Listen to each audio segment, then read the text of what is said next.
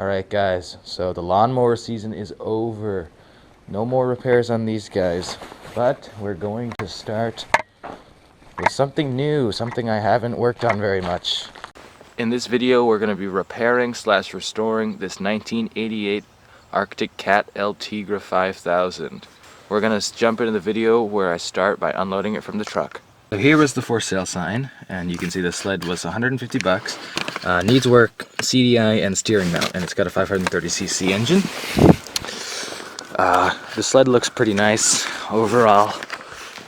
It does have one crack up here, which was my fault, if you can see that, because the hood flew open as I was driving down the road and it just cracked.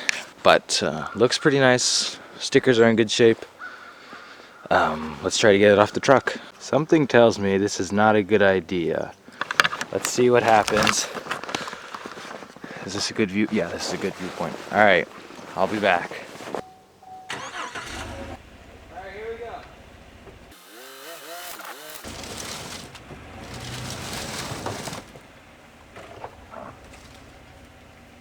So I'll speed this process up, but I put a bench under there, and I'm going to jack it out off the pickup bed so that it doesn't slam down or anything.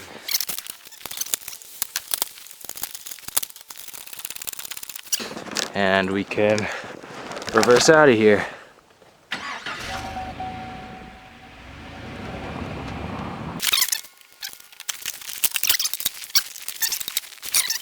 Well, the Raven was able to rescue the snowmobile, but now it's stuck.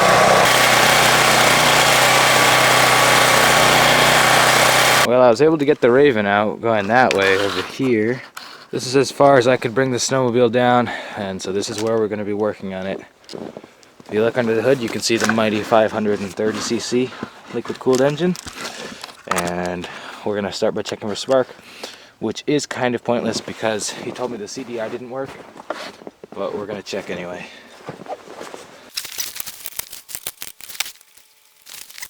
Now we're going to look in this hole here, right in this gap here for spark.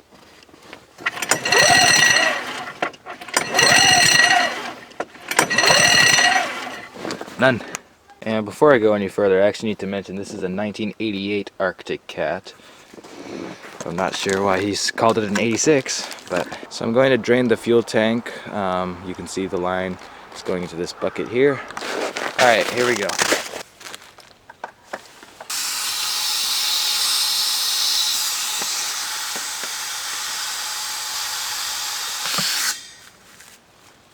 And now it should continue to flow without me having to hold it. So we'll let it siphon out. Okay, so I'm going to do a little bit more fuel draining. So this is draining the fuel lines.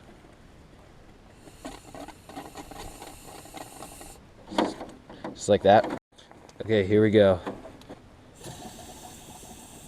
Alright, and we did the other fuel line as well. So I'll just hook it back up. Alright. And lastly, we're going to get any excess fuel out of the cylinders. Alright.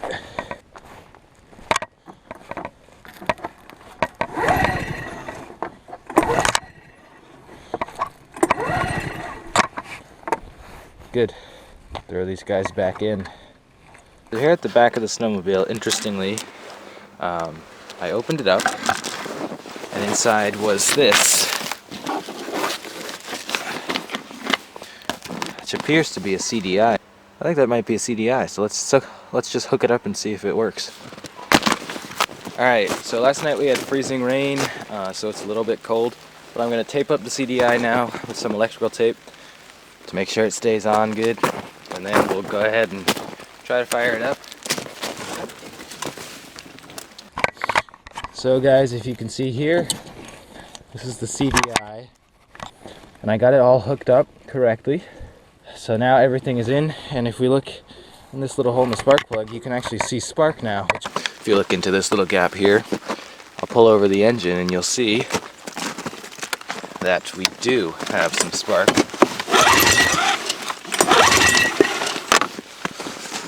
So let's put some oil down into the cylinders and see if it fires up. And one thing I forgot to mention is that the previous owner bypassed the oiler because I think it broke, so now I just put 40 or 50 to 1 fuel inside the fuel tank, and we run it like that. So what you're going to see me do now is put some oil in this turkey baster and then put a little bit down the cylinder just to lubricate it.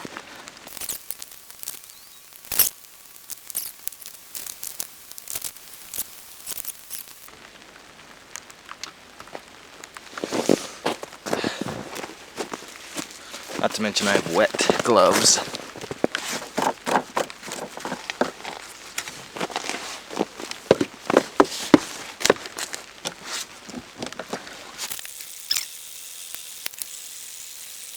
So this is with the spark off, or ignition, whatever you want to call it. And then we're going to turn it on, make sure the e-stop is off.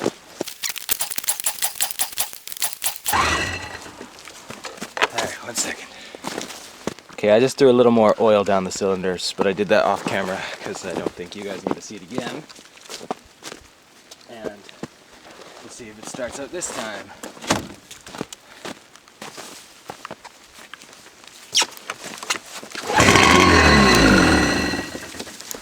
Close. It may need a carb clean. Okay, I'm gonna try again.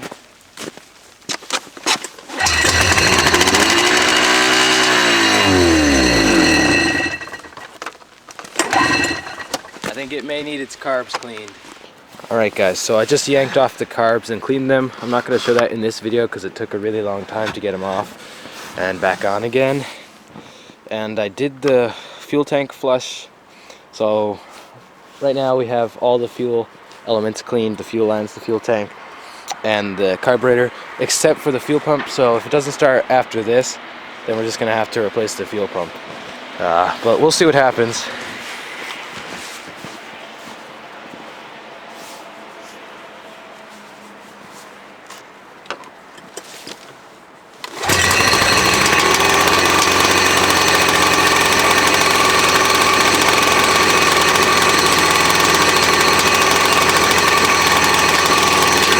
Running. It's gonna smoke quite a bit because of the extra oil I put down the cylinder.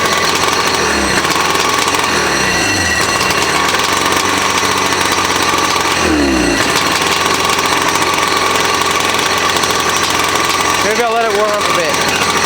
Not wanting to rev up. Alright, so I've let it idle for about 10-15 minutes. And we have an issue with the revving up.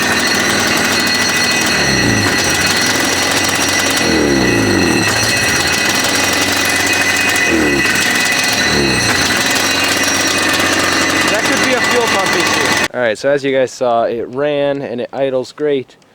A little smoky because of the excess oil I put in the cylinders. And then after about 10-15 minutes, it'll die, and in that time it won't rev up. And that, to me, sounds like a fuel pump. And you can see it's a dual carb system, so here's one of the carbs and here's one of the carbs, and look, they're really sandwiched in there, so it's pretty difficult for me to get out of there. Alright, we'll try it one more time, turn it on, and see if any fuel comes out of the fuel lines.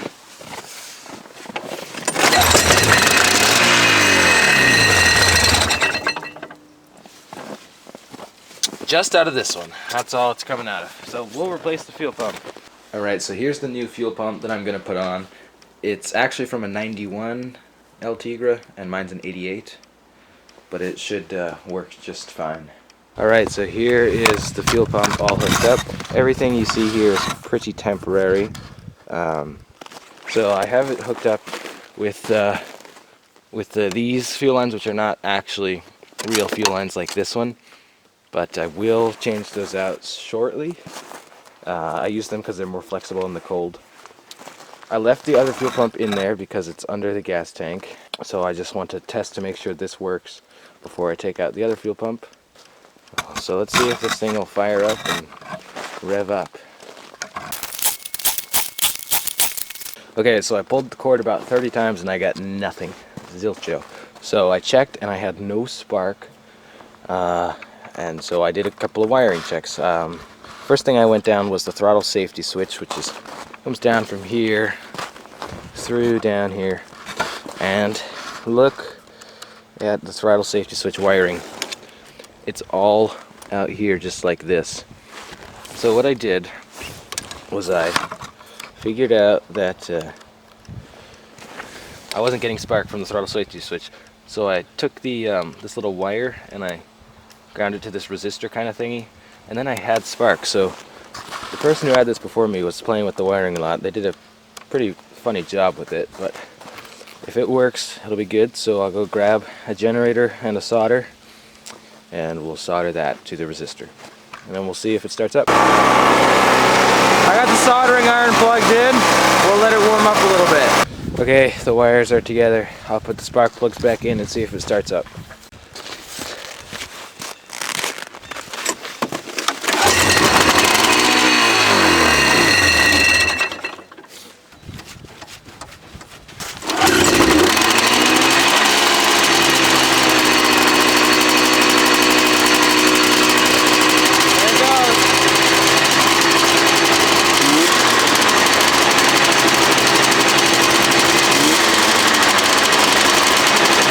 Alright, so as you saw, it ran and revved up, so I made a couple of finishing touches.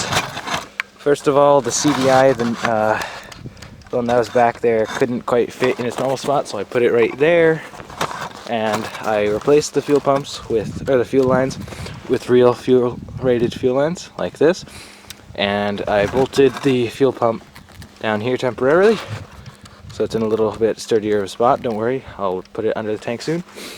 The electrics, I zip tied a little neater and soldered it up. We did bypass the throttle safety switch just to keep it simple.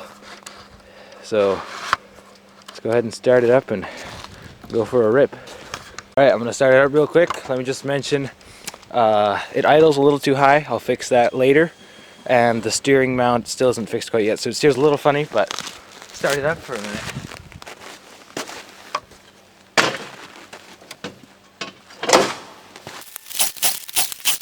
Uh-oh. So we don't have spark again. I'm gonna go get some crimps, and we're gonna try to crimp the wires even tighter this time. It's unfortunate, but the guy before me wasn't very good at wiring, I guess. Alright, there it is.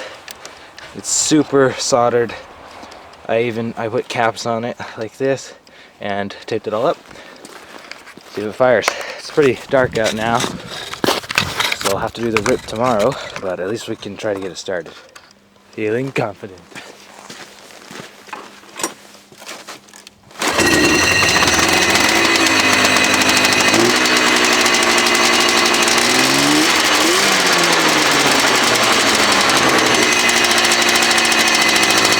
Oh yeah, it's idling perfectly.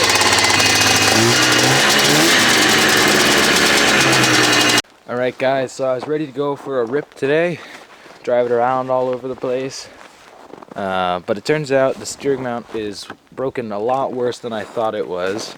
I thought that I would be able to steer a little bit, but just not very well. But it's totally broken and you just can't steer at all.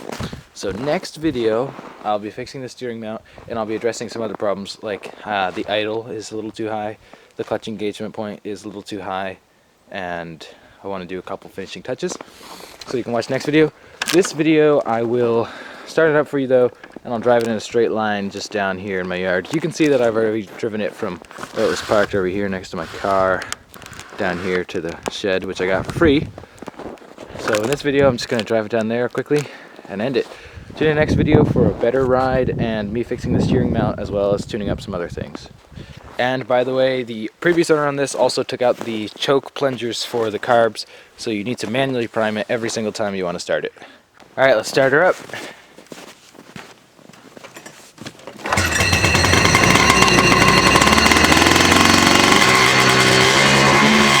You can tell that it's idling a little too high. Alright, I played with the jets a bit and I got her to calm down quite a bit to where I like it. It's about 2,500 RPM. Like that. So this is where I like it idling a lot better. I don't have a snowmobiling helmet, so I'll be using this ski helmet instead. Alright, I'll go over there and ride it over here.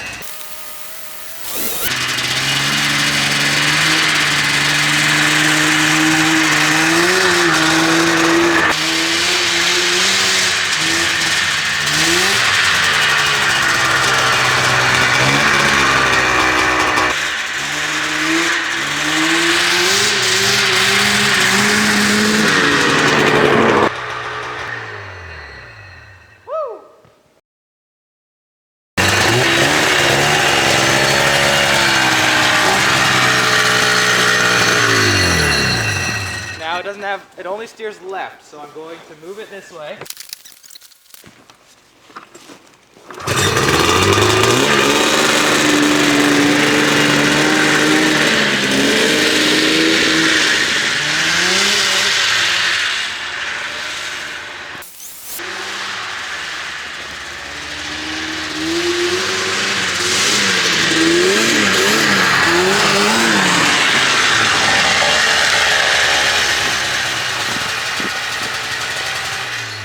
Alright boys, I'll tell you what, it's a fun little sled.